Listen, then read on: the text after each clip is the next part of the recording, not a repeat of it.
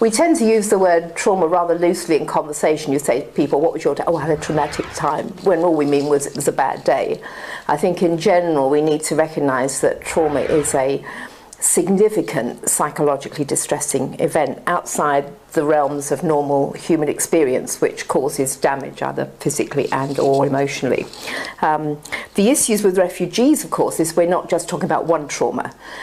There's trauma at the point of departure when the crisis happens, war, bombs or whatever. There's trauma as they leave loved ones behind, or they don't know what's happened, or there's the death of loved ones.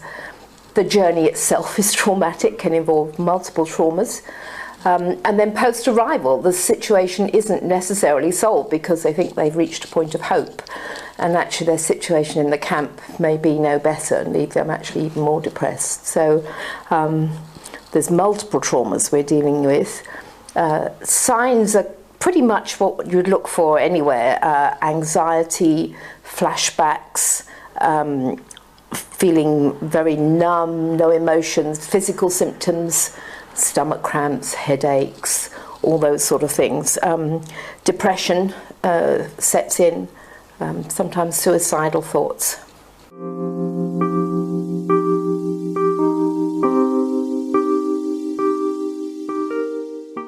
I think the first thing for volunteers is to know their own limitations. What we're talking about here really is psychological first aid. Most people don't have mental health professionals on the spot, which would be ideal because we're dealing with serious issues. So I think knowing your own limitations, obviously knowing basic facts about trauma, stress, how it affects people and therefore the sort of behaviour that's being exhibited. They need to know that people need support, friendship, food, rest. I mean, these are people whose worldview has been totally shattered. The world was a safe place. It's now no longer a safe place. So you're dealing with issues of trust, security, fear. Fear as a response to what's happened, but fear for the future because there's uncertainty. Big things about loss. It's not just that you've lost people, you've lost place, you've lost community, you've lost identity. Lots of losses, and what they need probably most is somebody coming alongside, providing a listening ear, support. It's good if you can know who you could refer people onto if you're feeling you're dealing with serious cases, and also meeting their own needs in the midst of meeting all these overwhelming needs.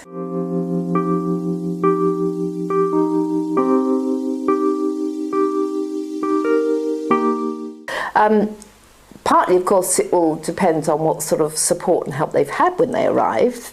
The sooner support gets in place, the better.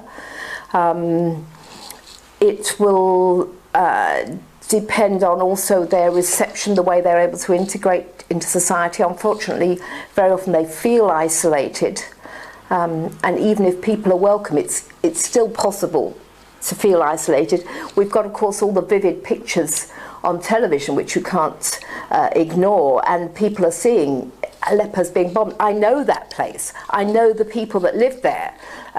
So actually that just reactivates the trauma. And with children particularly, I mean, you've got small children that don't know how to verbalise how they're feeling, so usually comes out in behaviour.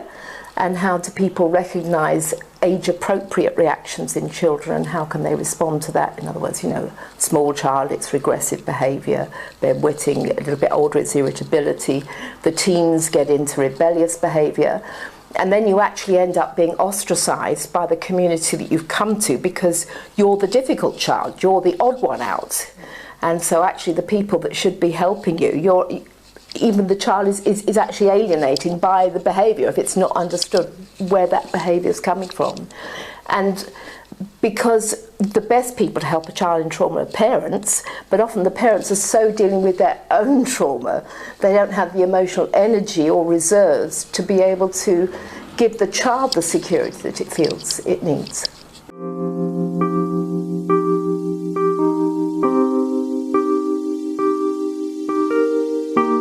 I think people that are the volunteers are often quite monocultural themselves. They know their own culture, and I think they need to realise the cultural aspects regarding these folks. As Westerners, we're very up and open with our feelings and what's happened to us. These are coming from shame honour cultures where you don't say if something's bad's happened to you, because it doesn't just reflect badly on you, it reflects badly on everybody else. There's kind of survival guilt that's, you know, I got away, but about the people that I've left behind. And they're very much group cultures, so they process as groups. And we tend to want to treat people as individuals. What's your trauma? What's your experience? How have you dealt with it? But for many of them, dealing in the group is a more effective way, and often dealing within a gender group. So often it's very much easier for the women to talk about how they felt and what's happened to them if there's just women around, if they've been raped, something really bad's happened. And for the men too, I couldn't protect my family. Well, you know, that's not who a man's supposed to be. But to say that on a one-to-one basis or in the mixed group can be quite difficult. So I think just understanding shame honour cultures, and that sort of is quite important too.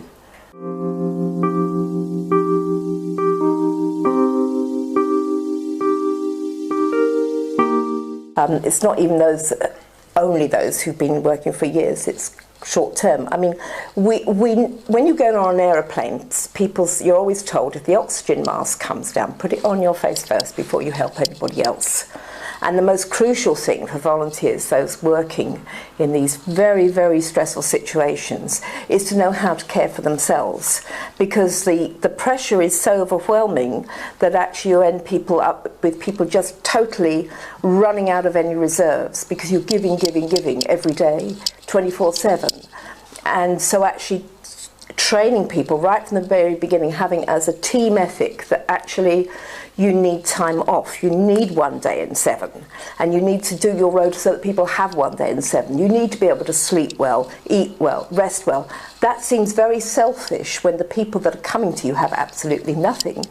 But actually, if you burn out in the process, it's the refugees in the end that suffer. So teaching good self-care is really important, and one of the things at Redcliffe College that we've been doing is to put together some really intensive training programs for like 2 days that we're going to be able to take to Europe. One on how do you take care of yourself, what are good principles to avoid burnout and that sort of thing, how to deal with traumatized refugees, and for churches how to understand the situation and work with refugees, with probably something about Islam in that as well.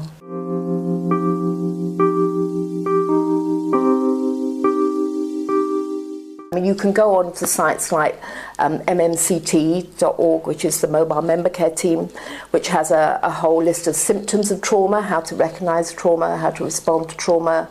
The Headington Institute, if you go on there, they've got an online module about dealing with trauma. InterHealth Worldwide have got a paper called Working with Refugees and Asylum Seekers in Europe. So there is some online help that you can receive.